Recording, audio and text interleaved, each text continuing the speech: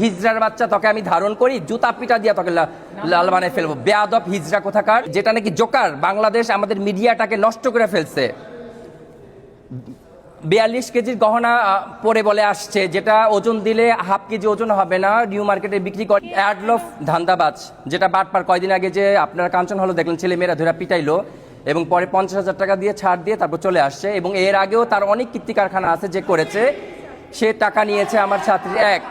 Second time আমি আপনাদের মাধ্যমে আমি ওকে সতর্ক করতে চাই, ও যদি নেক্সট টাইম আমাকে নিয়ে কোনো আজে বাজে কথা বলে, আমি তাহলে কিন্তু তাকে ছাড়বো না, তাকে আমি আমি তাকে নিয়ে আইনে ব্যবস্থা নিব। কিন্তু সে একটা টকশোতে আমাকে নিয়ে বলেছে, আমি বলে এই মানে যাত্রাপালা, মানে কি বলবো, আসল কথা কি, একে বলতে গেলে না আমার মানে মুখ অপবিত্র হয়ে যাবে।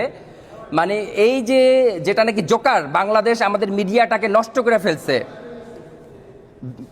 42 কেজির গহনা পরে বলে আসছে, যেটা ওজন দিলে হাফ কেজি ওজন হবে না, নিউ মার্কেটে বিক্রি করে। যে চাপাবাজি কথা বলে, নাকের মধ্যে নোলক লাগিয়ে, ফ্রক পরে আলগা চুল লাগিয়ে স্টেজের মধ্যে নাচ করে বেজ্জতি করছে, পুরা আমাদের মিডিয়াটাকে বিকলুষিত করছে। মানে ওর জন্য পুরা মিডিয়া পাড়াটা নষ্ট।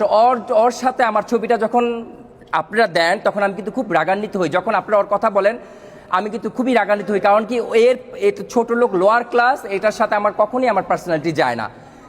ও একটা প্রোগ্রামে যে এনপিবি প্রোগ্রামে যে বলে, আমি বলে ওকে ধারণ করি, হিজড়ার বাচ্চা তোকে আমি ধারণ করি, জুতা পিটা দিয়া তোকে লাল বানায় ফেলবো, বেয়াদব হিজড়া কোথাকার। এক বুড়ি আর এক বুড়িরে কয়, খুদ খাস না বুড়ি পাতবি।